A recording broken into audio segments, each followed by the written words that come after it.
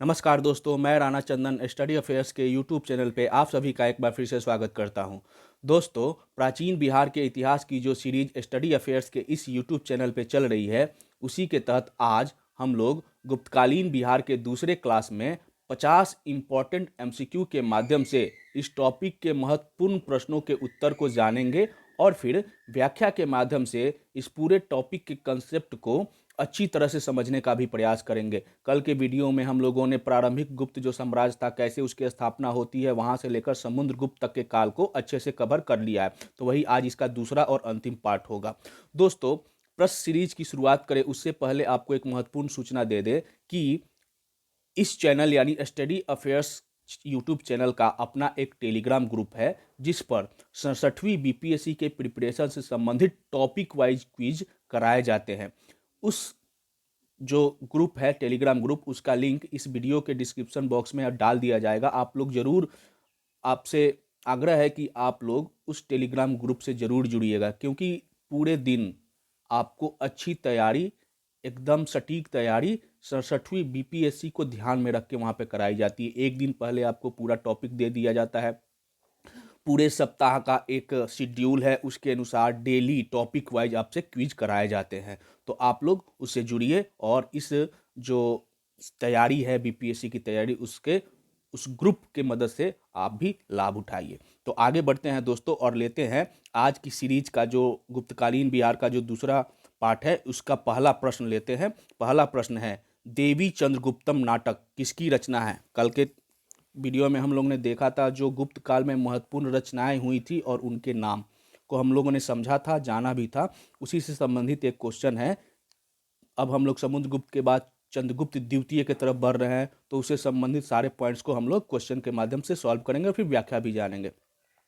पहला प्रश्न है, देवी चंद्रगुप्तम नाटक किसकी रचना है? ऑप्शन है आपके सामने, ए विशाखदत्त, बी हरिसेन, सी वानभट्ट, डी कालिदास, ई उपरोक्त में से कोई नहीं, उपरोक्त में से एक से अधिक। तो इसका सही उत्तर हो जाएगा दोस्तों ऑप्शन ए विशाखदत्त। अब व्याख्या के माध्यम से हम लोग समझते हैं, थोड़ा बहुत जानकारी लेते हैं चंद्रगुप्त द्वितीय के बारे में, जो कि 375 ईस्वी से 415 ईस्वी तक गुप्त वंश का शासक रहा। ठीक है। विशाख दत्त द्वारा रचित देवी चंद्रगुप्तम नाटक से पता चलता है कि समुद्रगुप्त के बाद रामगुप्त सम्राट बना, परंतु 375 ईस्वी में चंद्रगुप्त द्वितीय ने अपने बड़े भाई रामगुप्त की हत्या कर सिंहासन पर बैठा। चंद्रगुप्त द्वितीय जो था वह विष्णु का उपासक था, विष्णु भक्त था, इसलिए वह परम भागवत की उपाधि धारण करता था। उसने शकों को पराजित कर रामगुप्त की जो विधवा थी ध्रुव देवी, उनसे विवाह कर लिया। दोस्तों, रामगुप्त को शकों ने पराजित किया था, ठीक, और ध्रुव देवी को की मांग की थी। ध्रुव देवी जो रामगुप्त की पत्नी थी, उसे शक अपने साथ ले जाना चाहते थे, लेकिन जब उसकी मृत्यु हो जाती है तो चंद्रगुप्त द्वितीय उनकी जो विधवा है ध्रुव देवी, उन्हीं से विवाह कर लेते हैं। चंद्रगुप्त द्वितीय ने शकराज, जो शकों के राजा थे, रुद्र सिंह तृतीय पर विजय प्राप्त करने के उपरांत विक्रमादित्य की उपाधि धारण की और इस उपलक्ष्य में चांदी के सिक्के जारी किए। तो चंद्रगुप्त द्वितीय को ही चंद्रगुप्त विक्रमादित्य कहा जाता है। और विक्रमादित्य की उपाधि कब धारण की? जब इन्होंने शकों को हराया। शकों को हराने के बाद यह विक्रमादित्य की उपाधि धारण की। और कौन शक राजा थे? तो रुद्र सिंह तृतीय। और इस उपलक्ष्य में इन्होंने एक तो विक्रमादित्य की उपाधि धारण की और दूसरा चांदी के सिक्के भी इन्होंने जारी किए। अब आते हैं अगले पॉइंट पर। विशाख दत्त कृत देवी चंद्रगुप्तम एवं बाणभट्ट कृत हर्षचरित में चंद्रगुप्त द्वितीय को सकारी अर्थात शकों पर विजय प्राप्त करने वाला कहा गया है। ठीक है। कल के वीडियो में हम लोगों ने एक सूची देखी थी गुप्त काल में, तो हमने उसमें पढ़ा भी था कि हर्षचरित, बाणभट्ट और देवी चंद्रगुप्तम, विशाख दत्त, इन दोनों कृतियों में, इन दोनों रचनाओं में चंद्रगुप्त द्वितीय को सकारी अर्थात शकों का वध करने वाला, शकों पर विजय प्राप्त करने वाला कहा गया है। और शकों पर विजय प्राप्त करने के बाद चंद्रगुप्त द्वितीय ने विक्रमादित्य की उपाधि धारण की और इसीलिए उसे चंद्रगुप्त विक्रमादित्य के नाम से भी जाना जाता है। दोस्तों, अगर हमारे इस व्याख्या को आप अच्छे से इत्मीनान से सुने होंगे तो बहुत सारे पॉइंट्स आपके क्लियर होंगे और आगे के प्रश्न की उत्तर का उत्तर आप आसानी से भी दे सकते हैं। तो इसलिए व्याख्या को इत्मीनान से सुनिएगा, संभव हो तो उसे अपने नोट में, डायरी में नोट कर लीजिएगा, और नहीं तो फिर 2 से 3 बार व्याख्या जरूर सुनिएगा रिपीट कर करके। आगे बढ़ते हैं, अगला प्रश्न लेते हैं। दूसरा प्रश्न, विशाख दत्त द्वारा रचित देवी चंद्रगुप्तम नाटक के अनुसार समुद्रगुप्त के बाद गुप्त वंश के किस शासक ने गद्दी संभाली? ऑप्शन है आपके सामने। पिछले प्रश्न के व्याख्या में हम इसकी चर्चा कर ली है, इसलिए आप, उम्मीद है आप इसका उत्तर आसानी से दे सकते हैं। अगर आपने उत्तर आसानी से नहीं दिया तो इसका मतलब है कि आपने व्याख्या को अच्छे ढंग से नहीं सुना है। ऑप्शन है आपके सामने, चंद्रगुप्त द्वितीय, रामगुप्त, भानुगुप्त, चंद्रगुप्त मौर्य। ई ऑप्शन है उपरोक्त में से कोई नहीं, उपरोक्त में से एक से अधिक। तो इसका सही उत्तर हो जाएगा दोस्तों ऑप्शन बी, रामगुप्त। और रामगुप्त की जो विधवा थी, रामगुप्त की मृत्यु के बाद उसकी हत्या करके गद्दी पर कौन बैठता है? चंद्रगुप्त द्वितीय। और उनकी विधवा जो थी ध्रुव देवी, उनसे विवाह भी करता है। शकराज रुद्र सिंह तृतीय को पराजित करने के बाद विक्रमादित्य की उपाधि धारण करता है और चांदी के सिक्के भी जारी करता है। ठीक है, ये सब देवी चंद्रगुप्तम और बाणभट्ट के हर्षचरित में इसे सकारी कहा गया है। आगे बढ़ते हैं, अगला प्रश्न लेते हैं। हम एक बार रिपीट कर दिए पूरे व्याख्या को। चंद्रगुप्त द्वितीय किसका उपासक था? ऑप्शन है आपके सामने, शिव का, विष्णु का, महात्मा बुद्ध का, महावीर का। तो चंद्रगुप्त द्वितीय जो था वह विष्णु का उपासक था, इसलिए उसे परम भागवत की भी उपाधि दी गई है। नेक्स्ट क्वेश्चन, परम भागवत उपाधि धारण करने वाला प्रथम गुप्त शासक कौन था? ऑप्शन है आपके सामने, चंद्रगुप्त प्रथम, चंद्रगुप्त समुद्रगुप्त, चंद्रगुप्त द्वितीय। तो अभी हम लोगों ने व्याख्या में भी चर्चा की और अभी मैंने आपको रिपीट भी किया था कि विष्णु भक्त था, इसलिए उसने परम भागवत की उपाधि भी धारण की थी। किसने? चंद्रगुप्त द्वितीय ने, जिसे चंद्रगुप्त विक्रमादित्य भी कहा जाता है। विक्रमादित्य इसलिए कहा जाता है जब उसने शकों को पराजित किया, शकराज रुद्र सिंह तृतीय को पराजित किया, उसके बाद उसने विक्रमादित्य की उपाधि धारण की। नेक्स्ट क्वेश्चन, किसको पराजित करने के बाद चंद्रगुप्त द्वितीय ने विक्रमादित्य की उपाधि धारण की? शकों को, सातवाहनों को, कुषाणों को, यवनों को। उपरोक्त में से कोई नहीं, उपरोक्त में से एक से अधिक। तो इसका सही उत्तर हो जाएगा दोस्तों ऑप्शन ए, शकों को पराजित करने के बाद चंद्रगुप्त द्वितीय ने विक्रमादित्य की उपाधि धारण की और तब से इसे चंद्रगुप्त विक्रमादित्य के नाम से भी जाना जाने लगा। नेक्स्ट क्वेश्चन, किसको पराजित करने के उपलक्ष्य में या उपरांत चंद्रगुप्त द्वितीय ने चांदी के सिक्के जारी किए? हूनों को, सातवाहनों को, शकों को, पल्लवों को। तो सही उत्तर है शकों को, ऑप्शन सी। नेक्स्ट क्वेश्चन, किस रचना या रचनाओं में चंद्रगुप्त द्वितीय को सकारी अर्थात शकों पर विजय प्राप्त करने वाला कहा गया है? व्याख्या में हम लोग इसकी चर्चा कर चुके हैं। ऑप्शन है आपके सामने, देवी चंद्रगुप्तम, हर्षचरित। सी ऑप्शन है, ए और बी दोनों, यानी देवी चंद्रगुप्तन में भी और हर्षचरित में भी। और डी ऑप्शन है मालविका अग्निमित्रम। मालविका अग्निमित्रम किसकी रचना है? कालिदास की। और इस रचना में कालिदास ने शुंग वंश के शासक अग्निमित्र और उनकी प्रेमिका मालविका के बारे में, प्रेम चर्चा के बारे में कहानी है। ठीक है, तो इसका उत्तर हो जाएगा दोस्तों ऑप्शन सी, ए और बी दोनों, यानी देवी चंद्रगुप्तम और हर्षचरित दोनों में ही चंद्रगुप्त द्वितीय को सकारी कहा गया है। और सकारी का अर्थ होता है शकों पर विजय प्राप्त करने वाला। नेक्स्ट क्वेश्चन, दिल्ली में कुतुब मीनार के पास खड़े मेहरौली के लौह स्तंभ पर खुदे हुए अभिलेखों में गुप्त वंश के किस राजा के नाम की कृति का वर्णन किया गया है? ऑप्शन है आपके सामने, चंद्रगुप्त प्रथम, समुद्रगुप्त, चंद्रगुप्त द्वितीय, रामगुप्त। तो इसका सही उत्तर हो जाएगा दोस्तों ऑप्शन सी, चंद्रगुप्त द्वितीय। अब हम लोग व्याख्या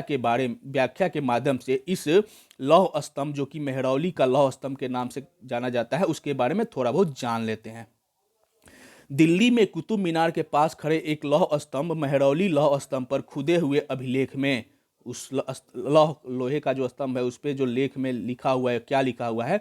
तो चंद्र नामक राजा की कृति का वर्णन किया गया है, जिसकी पहचान चंद्रगुप्त द्वितीय से की जाती है। जिस चंद्र की चर्चा वहां की गई है वह ये दूसरा और कोई नहीं, यही चंद्रगुप्त द्वितीय है, जिसे विक्रमादित्य के नाम से भी जाना जाता है। यह लौह स्तंभ चंद्रगुप्त की स्मृति में उसके पुत्र कुमारगुप्त ने बनवाया था। उदयगिरी गुहा अभिलेख में भी चंद्रगुप्त द्वितीय की विजयों का उल्लेख किया गया है। तो मेहरौली का लौह स्तंभ किसने बनवाया था? तो चंद्रगुप्त द्वितीय के पुत्र कुमारगुप्त ने। और उस पे जो नाम चंद्र वर्णन है वो चंद्रगुप्त द्वितीय के बारे में है, और चंद्रगुप्त द्वितीय के युद्ध में हुए विजयों का उल्लेख उदयगिरी गुहा अभिलेख में मिलता है। आगे बढ़ते हैं, अगला प्रश्न लेते हैं। दिल्ली स्थित महरौली के कुतुब मीनार के पास लौह स्तंभ का निर्माण किसने करवाया था? उपगुप्त ने, कुमारगुप्त ने, चंद्रगुप्त प्रथम ने, चंद्रगुप्त द्वितीय ने। तो चंद्रगुप्त द्वितीय का जो पुत्र था कुमारगुप्त, उसी ने अपने पिता की स्मृति में इस लौह स्तंभ का निर्माण करवाया था। नेक्स्ट क्वेश्चन, आज का 10वां प्रश्न। चंद्रगुप्त द्वितीय की विजयों का उल्लेख किस अभिलेख में मिलता है? उदयगिरी के गुहा अभिलेख में, इलाहाबाद के प्रयाग प्रशस्ति में, मेहरौली के लौह स्तंभ में, भानुगुप्त के एरन अभिलेख में, उपरोक्त में से कोई नहीं या उपरोक्त में से एक से अधिक। तो इसका सही उत्तर हो जाएगा दोस्तों ऑप्शन ए, उदयगिरी का गुहा अभिलेख। नेक्स्ट क्वेश्चन, 11वां प्रश्न। गुप्त वंश के किस शासक के दौरान गुप्त साम्राज्य अपने उत्कर्ष पर पहुंचा? ऑप्शन है आपके सामने, ए श्रीगुप्त, बी चंद्रगुप्त प्रथम, सी समुद्रगुप्त, डी चंद्रगुप्त द्वितीय। तो इसका सही उत्तर होगा दोस्तों ऑप्शन डी, चंद्रगुप्त द्वितीय। व्याख्या में एक बार हम लोग समझ लेते हैं। चंद्रगुप्त द्वितीय के शासन काल में गुप्त साम्राज्य अपने उत्कर्ष की चोटी पर पहुंचा। उसने वैवाहिक संबंध और विजयों वैवाहिक संबंध और युद्ध में विजय के सहारे अपने साम्राज्य की सीमा का विस्तार किया। किसने? तो चंद्रगुप्त द्वितीय ने। अगला क्वेश्चन लेते हैं, 12वां प्रश्न। निम्न में से गुप्त वंश के किस शासक ने वैवाहिक संबंध और विजय दोनों के सहारे अपने साम्राज्य का विस्तार किया? दोस्तों यहां पे एक क्वेश्चन मैं पूछूंगा, मौर्य वंश के किस शासक ने, किस सम्राट ने वैवाहिक संबंध स्थापित करके अपने साम्राज्य का विस्तार किया? अगर मेरे पुराने वीडियो देखे होंगे मौर्य वंश से, गुप्त वंश से पहले मौर्य वंश ही चल रहा था, तो आप में उसको उत्तर मिल जाएगा। और मैं आपको ऑप्शन दूंगा, चंद्रगुप्त मौर्य, बिंदुसार, अशोक या दशरथ। आप इसका उत्तर बताइएगा कमेंट बॉक्स में। तो ऑप्शन है इसका सामने, इसका ऑप्शन है समुद्रगुप्त, चंद्रगुप्त द्वितीय, चंद्रगुप्त मौर्य। यहाँ पे दोस्तों चंद्रगुप्त मौर्य नहीं, चंद्रगुप्त प्रथम कर दीजिए। चंद्रगुप्त मौर्य 2 बार हो गया है, चंद्रगुप्त प्रथम। ठीक, तो इसका सही उत्तर क्या होगा दोस्तों? हम लोगों ने अभी व्याख्या में देखा कि चंद्रगुप्त द्वितीय ने विजय, युद्ध में हुए विजय और वैवाहिक संबंध दोनों ही तरीकों से अपने साम्राज्य का विस्तार किया। नेक्स्ट क्वेश्चन, चंद्रगुप्त द्वितीय ने अपनी पुत्री प्रभावती का विवाह किसके साथ किया था? ऑप्शन है आपके सामने, सातवाहन के राजा से, वाकाटक के राजा से, शको के राजा से, नेपाल स्थित लिच्छवियों से। तो इसका सही उत्तर हो जाएगा दोस्तों ऑप्शन बी, वाकाटक के राजा से। और मैप में हम लोग देख लेते हैं ये जो उस समय का जो गुप्त एम्पायर था उसकी चर्चा यहाँ पे मैप में आप देख सकते हैं गुप्त का साम्राज्य कैसा था पूरे भारतवर्ष में। आगे बढ़ते हैं, अगला प्रश्न लेते हैं, पहले उससे व्याख्या देख लेते हैं। चंद्रगुप्त द्वितीय ने अपनी जो कन्या थी जिनका नाम था प्रभावती, उनका विवाह वाकाटक के राजा से किया था जो ब्राह्मण जाति का था। वाकाटक कौन थे? ब्राह्मण थे और मध्य भारत में शासन करते थे, जिसके फलस्वरूप मध्य भारत स्थित वाकाटक राज्य पर अप्रत्यक्ष रूप से अपना प्रभाव जमाकर चंद्रगुप्त द्वितीय ने पश्चिमी मालवा और गुजरात पर प्रभुत्व स्थापित कर लिया, जिसे सौराष्ट्र कहा जाता है। सौराष्ट्र और मालवा पर अपना प्रभुत्व स्थापित कर लिया, यह वैवाहिक संबंध स्थापित करके। और वहां 400 साल पुराने शक क्षत्रपों के शासन का भी अंत किया। पश्चिम में जो शक क्षत्रप थे वो 400 साल से वहां जमे हुए थे, फिर उनको तहस नहस कर दिया। उनको आपने देखा ही था कि उन्होंने रुद्र सिंह तृतीय को पराजित करके जिसके कारण उन्हें सकारी कहा गया या विक्रमादित्य की उपाधि धारण की, चांदी के सिक्के चलवाए। तो 400 साल पुराने जो शक थे उनको तहस नहस कर दिया, अपने साम्राज्य का विस्तार पश्चिम के तट तक ले गया। पश्चिम समुद्र तट मिल गया चंद्रगुप्त को और वाणिज्य व्यापार के लिए जो कि काफी महत्वपूर्ण था। चंद्रगुप्त द्वितीय ने उज्जैन को अपनी दूसरी राजधानी बनाई थी। एक तो पाटलिपुत्र था और दूसरी राजधानी इसने उज्जैन भी बनाई। तो जब वाकाटक के राजा से अपनी पुत्री का विवाह करता है तो जो मध्य का जो पश्चिमी मध्य क्षेत्र था उस पर इसका प्रत्यक्ष अप्रत्यक्ष रूप से नियंत्रण हो जाता है। उसके बाद उसे पश्चिमी तट पर जो शकों का 400 साल पुराना साम्राज्य था उसको भी पराजित करके पूरे अपने साम्राज्य में मिला लेता है और फिर वह समुद्र से जुड़ जाता है, अपने साम्राज्य को मिला लेता है। अगला प्रश्न, चंद्रगुप्त द्वितीय ने मालवा और गुजरात पर प्रभुत्व करने वाले किन शासकों के 400 साल पुराने शासन का अंत करके अपने साम्राज्य का विस्तार पश्चिम के समुद्र तट तक कर लिया? ऑप्शन है आपके सामने कुषाण, बी शकछत्रप, सी सातवाहन, डी चालुक्य। तो अभी हम लोगों ने व्याख्या में चर्चा की थी, ऑप्शन बी सही उत्तर उसका शकछत्रपों को। नेक्स्ट क्वेश्चन, आज का 15वां प्रश्न, सौराष्ट्र और मालवा क्षेत्र की विजय किस गुप्त सम्राट ने की थी? ऑप्शन चंद्रगुप्त प्रथम, समुद्रगुप्त, चंद्रगुप्त द्वितीय, स्कंदगुप्त। इसका सही उत्तर हो जाएगा दोस्तों ऑप्शन सी चंद्रगुप्त द्वितीय, और व्याख्या में हम लोगों ने इसकी चर्चा कर ली है। आगे बढ़ते हैं, अगला प्रश्न लेते हैं। चंद्रगुप्त द्वितीय ने अपनी दूसरी राजधानी बनाई थी, कहाँ बनाई थी? मथुरा को, उज्जैन को, तक्षशिला को, काशी को? तो उज्जैन को अपनी दूसरी राजधानी बनाई थी। नेक्स्ट क्वेश्चन, निम्नलिखित में से कौन चंद्रगुप्त द्वितीय के नवरत्नों में शामिल थे? चंद्रगुप्त द्वितीय के एक नवरत्न थे और उन नवरत्न में कौन शामिल थे ये आपको बताना है। ऑप्शन है आपके सामने, ए कालिदास, बी धन्वंतरी, सी छनपक, डी वारामिहिर, ई उपरोक्त में से कोई नहीं या उपरोक्त में से एक से अधिक। तो इसका सही उत्तर हो जाएगा दोस्तों, उनके नवरत्न में 9 लोग शामिल थे, और इस 4 ऑप्शन में जिनके जिनके नाम दिए गए हैं ये चारों उस नवरत्न के हिस्सा थे, इसलिए इसका उत्तर हो जाएगा ऑप्शन ई उपरोक्त में से एक से अधिक। क्योंकि और एक से अधिक में भी कौन? तो 1 2 3 4 चारों ही सही है। कालिदास, धन्वंतरी, छनपक, वारामिहिर ये सभी उनके नवरत्नों का हिस्सा थे। एक बार हम लोग देख लेते हैं कि चंद्रगुप्त द्वितीय के नवरत्न में कौन कौन शामिल थे। चंद्रगुप्त द्वितीय के शासन का स्मरण युद्धों के कारण नहीं बल्कि कला और साहित्य के प्रति उसके अगाध अनुराग के कारण किया जाता है। केवल युद्ध विजय नहीं बल्कि कला और साहित्य का भी वो अपने यहाँ प्रश्रय देते थे, और उनके दरबार में 9 विद्वानों की एक मंडली निवास करती थी जिसे नवरत्न कहा गया है। और इस नवरत्न में कौन कौन लोग शामिल थे? एक नंबर पे है कालिदास, दूसरे हैं धन्वंतरी, तीसरे हैं छनपक, चौथे हैं अमर सिंह, पांचवें हैं शंकु, छठे हैं बेताल भट्ट, सातवें हैं घटकरपर, आठवें हैं वारामिहिर और नौवें हैं वररुचि। इन जैसे विद्वान उनके नवरत्नों में शामिल थे। आप लोगों ने अगर बचपन में देखा होगा तो हम लोग के समय में एक सीरियल आती थी विक्रम बेताल, तो इन्हीं राजा से संबंधित ये कहानी थी। आगे बढ़ते हैं, अगला प्रश्न लेते हैं। निम्नलिखित में से कौन चंद्रगुप्त द्वितीय के नवरत्नों में शामिल थे? एक बार फिर से ये सेम क्वेश्चन है लेकिन ऑप्शन अलग अलग है। ए ऑप्शन है अमर सिंह, आपको चुनना है कि कौन शामिल थे। बी ऑप्शन है शंकु, सी ऑप्शन है बेताल भट्ट, डी ऑप्शन है घटकरपर, और ई ऑप्शन है उपरोक्त में से कोई नहीं, उपरोक्त में से एक से अधिक। तो अभी हम लोगों ने नवरत्न में जितने 9 लोग थे उनकी चर्चा की है, और अमर सिंह भी उसमें शामिल थे, शंकु भी उसमें शामिल थे, बेताल भट्ट और घटकरपर ये दोनों ही शामिल थे। देखिए अमर सिंह, शंकु, बेताल भट्ट, घटकरपर, तो इसलिए इसका भी उत्तर हो जाएगा ऑप्शन ई यानी उपरोक्त में से एक से अधिक। नेक्स्ट क्वेश्चन, निम्नलिखित में से कौन, कालिदास नहीं, यहाँ पे चंद्रगुप्त द्वितीय, गलती, चंद्रगुप्त द्वितीय के नवरत्नों में शामिल थे। क्वेश्चन है निम्नलिखित में से कौन चंद्रगुप्त द्वितीय के नवरत्नों में शामिल थे। अब आपको ऑप्शन चुनना है निम्न में से कौन शामिल थे।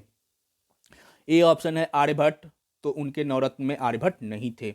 बी ऑप्शन है बाणभट्ट, तो अभी हम लोगों ने जो 9 सूची देखी उनमें बाणभट्ट का भी नाम नहीं था। सी ऑप्शन है वररुचि, इनका नाम था, यानी ये नवरत्नों में शामिल थे। और डी ऑप्शन है अश्वघोष, ये भी नहीं थे।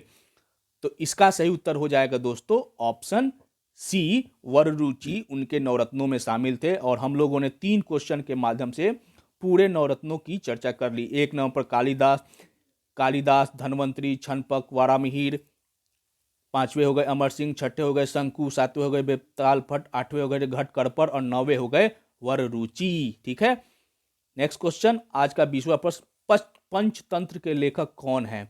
विष्णु शर्मा, विशाख दत्त, कालिदास, वानभट्ट। तो इसका सही उत्तर हो जाएगा दोस्तों ऑप्शन ए विष्णु शर्मा। गुप्त काल में विष्णु शर्मा द्वारा संस्कृत में लिखित पंचतंत्र को दुनिया का सर्वाधिक प्रचलित ग्रंथ माना जाता है। संस्कृत भाषा में ये लिखे थे विष्णु शर्मा ने पंचतंत्र को, और ये परीक्षा में कई बार प्रश्न पूछा भी गया है। नेक्स्ट क्वेश्चन, किस काल में विष्णु शर्मा ने संस्कृत में लिखित पंचतंत्र की रचना की? ऑप्शन है मौर्य काल, गुप्त काल में, मौर्योत्तर काल, पाल काल। तो इसका सही उत्तर हो जाएगा ऑप्शन बी, गुप्त काल में। नेक्स्ट क्वेश्चन, आर्यभट्टियम एवं सूर्य सिद्धांत नामक ग्रंथों की रचना किसने की थी? कल के वीडियो में हम लोगों ने एक बुक लिस्ट देखी थी, उसमें इस दोनों बुक का भी नाम था, और इसका सही उत्तर है दोस्तों आर्यभट्ट ने। आर्यभट्ट ने आर्यभट्टियम और सूर्य सिद्धांतिका नामक ग्रंथों की रचना की, और इसलिए यह महत्वपूर्ण है क्योंकि आर्यभट्ट ने सूर्य सिद्धांतिका पुस्तक में बताया कि पृथ्वी जो है वो सूर्य के चारों ओर घूमती है, और सबसे पहले यह बताने वाला वे विद्वान है। व्याख्या में हम लोग इसकी चर्चा करते हैं। गुप्त काल में ही आर्यभट्ट ने आर्यभट्टियम एवं सूर्य सिद्धांत नामक ग्रंथों की रचना की। आर्यभट्ट ने ही सर्वप्रथम बताया था कि पृथ्वी सूर्य के चारों ओर चक्कर लगाती है, जो कि आज वैज्ञानिकों ने उसे सिद्ध भी किया है, और यह बात इन्होंने आज से लगभग 1800 साल पहले ही बता दी थी। नेक्स्ट क्वेश्चन, किसने सर्वप्रथम यह बताया कि पृथ्वी सूर्य के चारों ओर चक्कर लगाती है? वराहमिहिर, आर्यभट्ट, कालिदास, चाणक्य। तो इसका सही उत्तर हो जाएगा दोस्तों ऑप्शन बी, आर्यभट्ट ने। सूर्य सिद्धांत नामक पुस्तक में इसकी चर्चा उन्होंने की है। नेक्स्ट क्वेश्चन, निम्नलिखित युग्मों में से कौन युग्म असत्य है? आपको गलत चुनना है, कौन सा युग्म जो है वह असत्य है। ऑप्शन है आपके सामने, ए मेघदूत, इसकी रचना कालिदास ने की थी, तो हाँ सही है, अभी तक हम लोगों ने जो सूची देखी है उसमें ये सही है। दूसरा है हर्षचरित, तो इसको बाणभट्ट ने किया था। प्रियदर्शिका, इसकी रचना हर्ष ने की है। और ब्रह्म सिद्धांत, इसकी रचना नागभट्ट ने नहीं की है, ब्रह्मगुप्त ने की है। इसलिए इसका सही उत्तर हो जाएगा ऑप्शन डी, यानी यह युग्म सुमेलित नहीं है। और हम लोग एक बार देख भी लेते हैं, यहाँ पे है ब्रह्म सिद्धांतिका, और इसकी रचना ब्रह्मगुप्त ने की है। हम लोगों ने इसकी चर्चा कल के वीडियो में की थी, आज वहीं से एक क्वेश्चन हम लोगों ने रेज किया है। आगे बढ़ते हैं, अगला प्रश्न लेते हैं। निम्नलिखित में से किसका प्राचीन भारत के आयुर्वेदा शास्त्र से संबंध नहीं था? मतलब प्राचीन भारत के आयुर्वेदाचार्य नहीं थे, निम्न में से आपको चुनना है। ऑप्शन ए है चरक, बी सुश्रुत, सी धन्वंतरी, डी भास्कराचार्य। तो इन चारों में से तो पहले मैं एक बता दूं कि धन्वंतरी उनके नवरत्न में शामिल थे, किसके? चंद्रगुप्त द्वितीय के। अब हम लोग क्वेश्चन पे आते हैं, निम्न में से कौन प्राचीन भारत के आयुर्वेद शास्त्र से संबंधित नहीं थे? तो इसका सही उत्तर हो जाएगा दोस्तों ऑप्शन डी, भास्कराचार्य। इनके अलावा चरक, सुश्रुत और धन्वंतरी, ये तीनों ही आयुर्वेद शास्त्र और चिकित्सा शास्त्र के विद्वान थे। उस समय के आयुर्वेदिक चिकित्सा के विद्वान थे। आयुर्वेद हम लोग देख भी लेते हैं, प्राचीन भारत में आयुर्वेद के प्रख्यात विद्वान धन्वंतरी, सुश्रुत एवं चरक आयुर्वेद के प्रख्यात विद्वान थे। धन्वंतरी चंद्रगुप्त द्वितीय के नवरत्नों में से एक थे। ये आयुर्वेद शास्त्र के प्रकांड पंडित थे। और सुश्रुत जो हो गए, उनको शैल चिकित्सा का पितामह कहा जाता है। सुश्रुत शैल चिकित्सा के पितामह थे। उन्होंने अपने प्रसिद्ध ग्रंथ सुश्रुत संहिता में 121 प्रकार के शैल उपकरणों का वर्णन किया है। किसने? सुश्रुत ने। किसमें? तो उनकी एक ग्रंथ है सुश्रुत संहिता। 121 प्रकार के शैल उपकरणों का वर्णन उस समय किया है। तीसरे कौन है? चरक। तो चरक जो है वो कनिष्क के राजवैद्य थे, और इन्होंने चरक संहिता की रचना की थी। और चौथा ऑप्शन था भास्कराचार्य। तो इनके बारे में जान लेते हैं। जबकि भास्कराचार्य प्रख्यात खगोलज्ञ एवं गणितज्ञ थे। उन्होंने सिद्धांत शिरोमणि तथा लीलावती नामक ग्रंथों की रचना की। किसने? भास्कराचार्य। में कौन थे? तो खगोलज्ञ और गणितज्ञ थे। इन ग्रंथों में गणित तथा खगोल विज्ञान संबंधी विषयों पर प्रकाश डाला गया है। ठीक है, तो चारों के बारे में हम लोग ने समझ लिया। अगर इस व्याख्या को आप अच्छे से सुने होंगे तो आगे के कई प्रश्नों के उत्तर आप आसानी से दे सकते हैं। अगला प्रश्न, प्राचीन भारत के निम्नलिखित विद्वानों में से किसे शैल चिकित्सा का पितामह कहा जाता है? तो अभी व्याख्या में हम लोगों ने चर्चा की, और इसका सही उत्तर है दोस्तों कौन?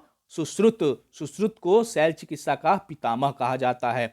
प्राचीन भारत के निम्नलिखित विद्वानों में से कौन चंद्रगुप्त द्वितीय के नवरत्नों में शामिल थे? तो निम्न में से केवल धन्वंतरी ही जो थे, जो आयुर्वेदाचार्य थे, और वे चंद्रगुप्त द्वितीय के नवरत्न में शामिल थे। इसलिए इसका सही उत्तर हो जाएगा ऑप्शन सी, और इसकी चर्चा हम लोगों ने व्याख्या में की भी थी।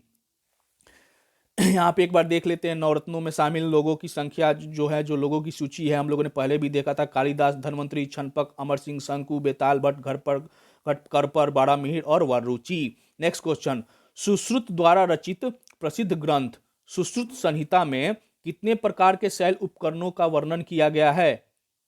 11, 151, 111, 121। तो कुल 121 प्रकार के शैल उपकरणों का वर्णन सुश्रुत द्वारा रचित सुश्रुत संहिता में की गई है। नेक्स्ट क्वेश्चन, प्राचीन भारत के प्रमुख आयुर्वेदाचार्यों में से एक चरक किसके राजवैद्य थे? चंद्रगुप्त द्वितीय के तो नहीं, चंद्रगुप्त मौर्य के तो नहीं, कनिष्क के तो हाँ कनिष्क के थे, हर्षवर्धन के नहीं थे, कनिष्क के थे। और इसकी चर्चा हम लोगों ने व्याख्या में कर ली है, इसलिए इसका सही उत्तर हो जाएगा ऑप्शन सी, कनिष्क के। आप लोग याद रखिएगा, यहाँ से क्वेश्चन आता है, पूछता भी है, आदमी बार बार कंफ्यूज भी होता है इन चार ऑप्शनों में से। तो कनिष्क, चरक, उनका लास्ट नाम क है, इनका पहला नाम क है, इससे आप लोग को रिलेट करिए। कनिष्क, चरक, चरक का लास्ट अक्षर जो है क और इनका शुरुआत है क से। नेक्स्ट क्वेश्चन, निम्नलिखित विद्वानों में से कौन प्रख्यात खगोलज्ञ और गणितज्ञ थे? चरक, सुश्रुत, धन्वंतरी, भास्कराचार्य। तो इसका सही उत्तर है option D, Bhaskaracharya. Next question, और इनकी जो रचना है सिद्धांत शिरोमणि और लीलावती। नेक्स्ट क्वेश्चन, चीनी यात्री फाहियान किसके शासनकाल में भारत आया था? कई बार प्रश्न पूछा गया है दोस्तों, फाहियान, हेनसांग, इत्सिंग, संगुगन। मतलब बीपीएससी और खासकर बीपीएससी नहीं, यूपीएससी और अदर स्टेट एग्जाम में ये क्वेश्चन सबसे ज्यादा पूछा जाने वाले प्रश्नों में से एक है। चीनी यात्री फाहियान किसके शासनकाल में भारत आया था? बस आप लोग एक चीज याद रखिएगा, बार बार यहाँ पे लोग कंफ्यूज होते हैं कि हर्षवर्धन कहूं या कनिष्क कहूं या चंद्रगुप्त द्वितीय कहूं। हर्षवर्धन के काल में हेनसांग आया था, ह से हर्षवर्धन, ह से हेनसांग। बाकी जो फाहियान आया था वो चंद्रगुप्त द्वितीय के शासनकाल में आया था। तो ऑप्शन है आपके सामने, चंद्रगुप्त प्रथम, चंद्रगुप्त द्वितीय, हर्षवर्धन, कनिष्क। तो सही उत्तर हो जाएगा, जो फाहियान है वह चंद्रगुप्त द्वितीय के शासनकाल में भारत आया था। अब व्याख्या के माध्यम से हम लोग जानते हैं, क्योंकि यहां से प्रश्न पूछे जाते हैं।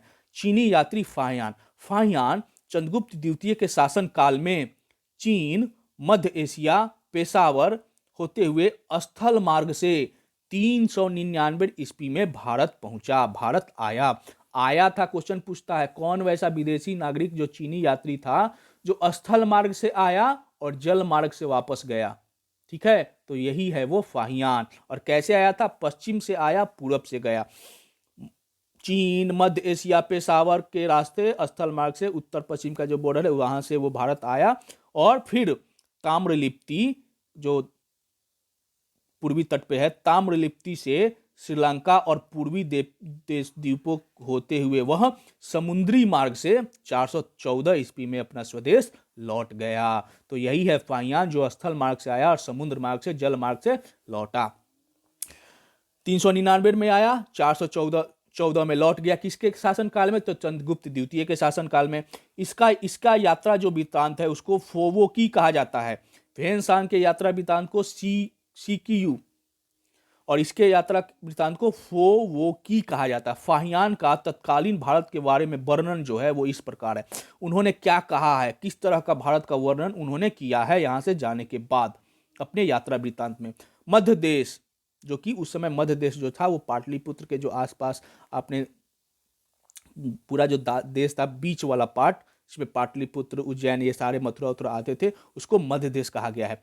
मध्य देश ब्राह्मण का देश था उस समय, आपको पता ही था। जो गुप्त साम्राज्य था वह ब्राह्मणवादी था, ब्राह्मणों का संरक्षण करता था, ज्यादा सहिष्णु था लेकिन ब्राह्मणों का ज्यादा, क्योंकि ब्राह्मण भक्त थे। यहाँ पे ब्राह्मण देश था। यहाँ के लोग सुखी एवं संपन्न थे।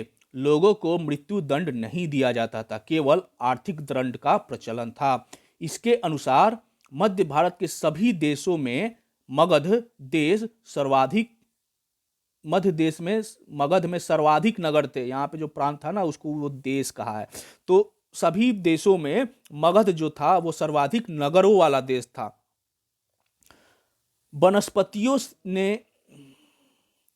धनपतियों ने यहाँ चिकित्सालय बनवाए थे जहां रोगियों को मुफ्त भोजन और दवाएं दी जाती थी।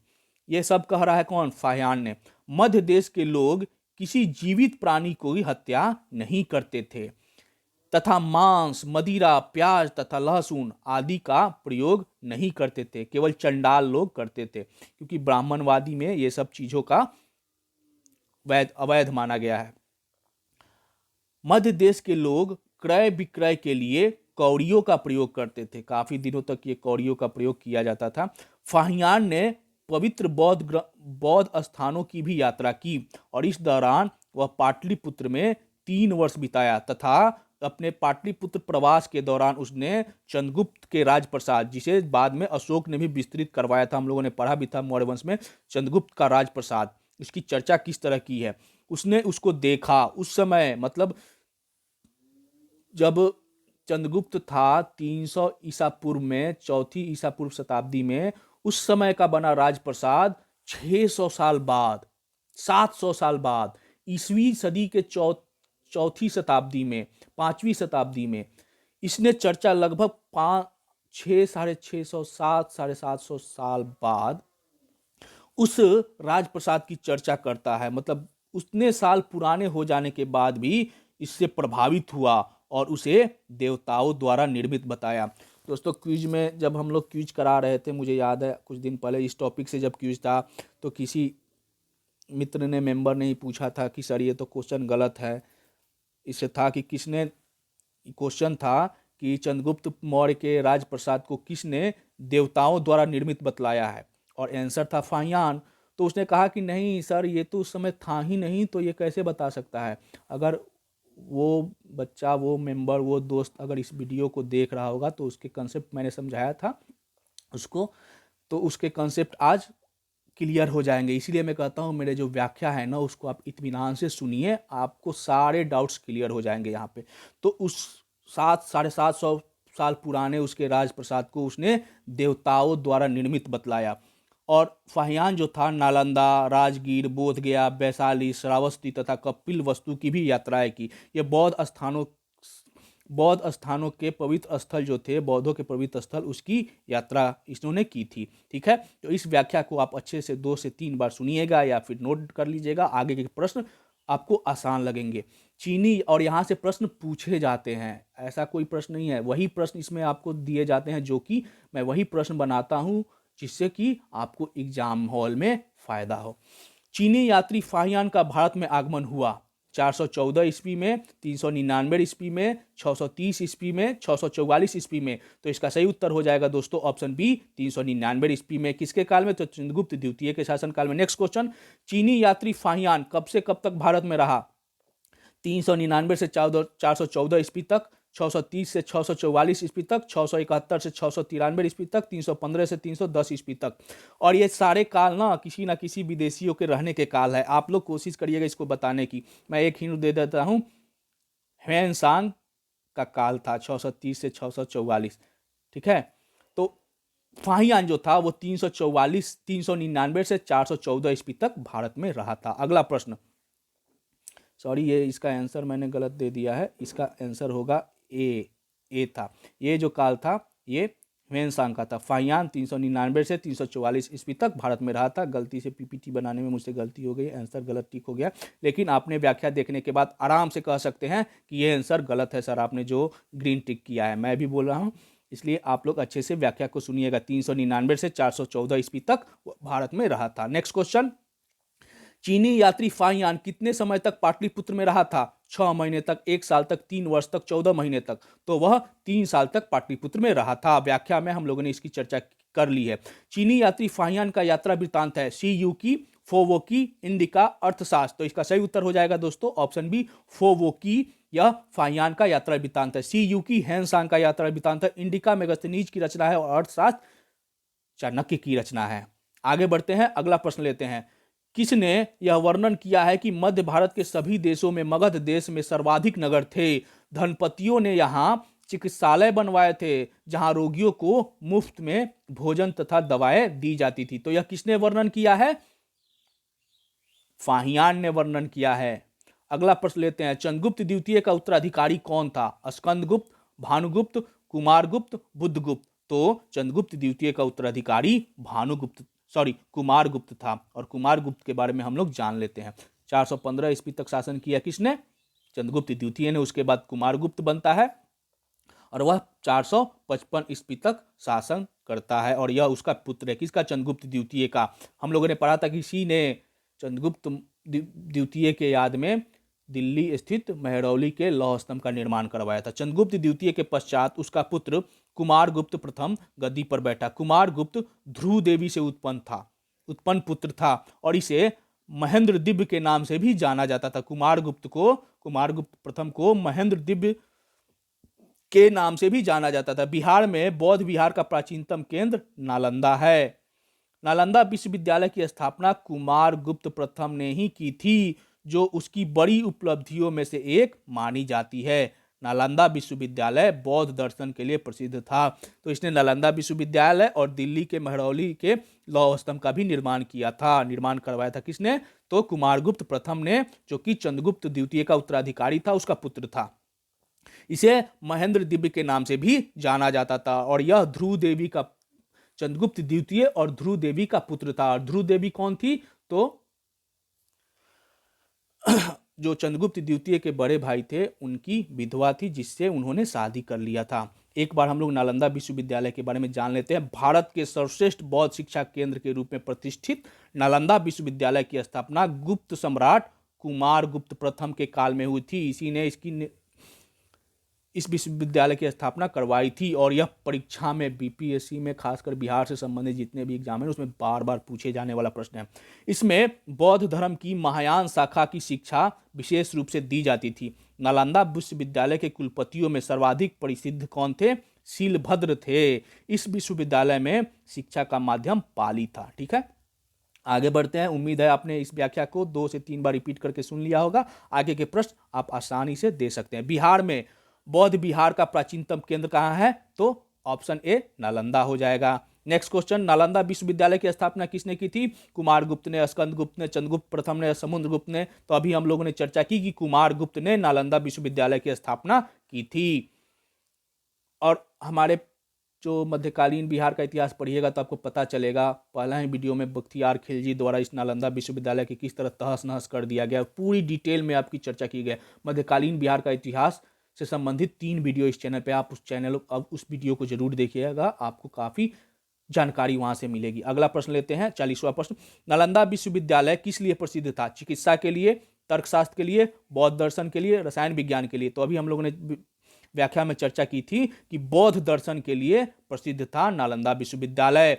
अगला प्रश्न, मयूर की आकृति वाले सिक्के किस गुप्त शासक ने जारी किए थे? कुमारगुप्त ने, स्कंदगुप्त ने, भानुगुप्त ने, समुद्रगुप्त ने। तो इसका सही उत्तर है दोस्तों कुमारगुप्त ने। और एक बार व्याख्या के माध्यम से भी जान लेते हैं। कुमारगुप्त ने कार्तिकेय प्रकार के सिक्के जारी किए, जिसमें मयूर की आकृति मिलती है। कार्तिकेय, जो भगवान कार्तिकेय हैं, उनका वाहन भी मयूर है, इसलिए यह कार्तिकेय का उपासक था, और कार्तिकेय प्रकार के सिक्के भी जारी किए, और आकृति में उस सिक्कों में मयूर की आकृति मिलती है। कुमारगुप्त को ही सर्वाधिक सिक्के, कुल 9 प्रकार के सिक्के जारी करने का श्रेय दिया जाता है। उन्हीं के पास यह श्रेय में है, इन्होंने कुल 9 प्रकार के सिक्के जारी किए थे। कुमारगुप्त को समुद्रगुप्त की तरह अश्वमेघ पराक्रम की उपाधि धारण करने का श्रेय दिया जाता है। गुप्त शासकों में सर्वाधिक अभिलेख कुमारगुप्त प्रथम के ही है। आपने देखा कि लौह स्तंभ का भी निर्माण, नालंदा विश्वविद्यालय का भी निर्माण, स्थापना इन्होंने ही करवाया था। तो कुल 18 अभिलेख जो सर्वाधिक गुप्त शासकों के अभिलेख हैं, वह कुमारगुप्त प्रथम के ही हैं। नेक्स्ट क्वेश्चन, किस अभिलेख से यह ज्ञात होता है कि स्कंदगुप्त ने गिरनार पर्वत पर स्थित सुदर्शन झील का पुनरुद्धार करवाया था? अगर आप पिछले मौर्य वंश के हमारे वीडियो देखे होंगे तो सुदर्शन झील के बारे में डीप स्टडी आपको वहां पे बताया गया है, समझाया गया है अच्छी तरह से, कि इससे टॉपिक से क्वेश्चन आते हैं तो आप कभी उसको भूल नहीं पाइएगा। तो आप मौर्य वंश से संबंधित सारे वीडियो को देख लिए होंगे, तो आप जानते हैं कि सुदर्शन झील क्या है, कहाँ है। ठीक है, ऑप्शन है आपके सामने, उदयगिरी का गुहा अभिलेख, जूनागढ़ के अभिलेख, मेहरौली का लौह स्तंभ, भानुगुप्त के एरन अभिलेख। तो इसका सही उत्तर हो जाएगा जूनागढ़ के अभिलेख। और व्याख्या में हम लोग देख लेते हैं, स्कंदगुप्त जो 455 से 667 ईस्वी तक शासन किया। जूनागढ़ के अभिलेख से पता चलता है कि स्कंदगुप्त ने सौराष्ट्र के गवर्नर पर्णदत्त के पुत्र चक्रपालित के द्वारा गिरनार पर्वत पर स्थित सुदर्शन झील का पुनरुद्धार करवाया था। और इस झील का निर्माण किसने करवाया था? तो चंद्रगुप्त मौर्य ने। उसने झील के किनारे एक विष्णु मंदिर का भी निर्माण करवाया था। किसने? स्कंदगुप्त ने। अब सुदर्शन झील के बारे में हम लोग देख लेते हैं। तो पुष्यमित्र बैस, जो कि चंद्रगुप्त मौर्य के समय वहां का गवर्नर था, उसने इस सुदर्शन झील का निर्माण करवाया था। उसी के द्वारा चंद्रगुप्त मौर्य ने निर्माण करवाया था।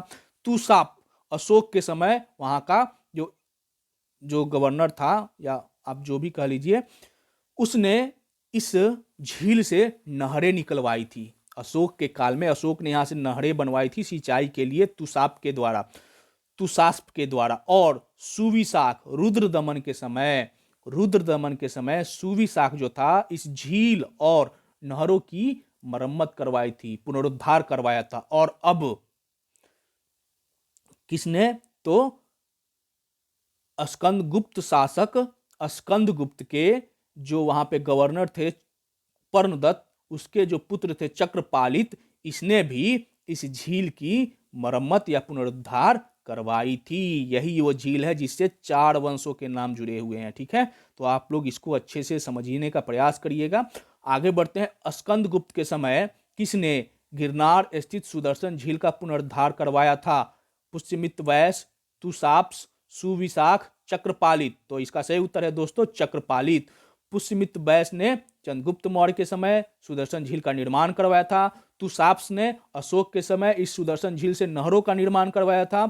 सुविशाख ने रुद्र दमन के समय इस सुदर्शन झील और नहरों की साफ सफाई की थी, मरम्मत करवाई थी, पुनरुद्धार किया था।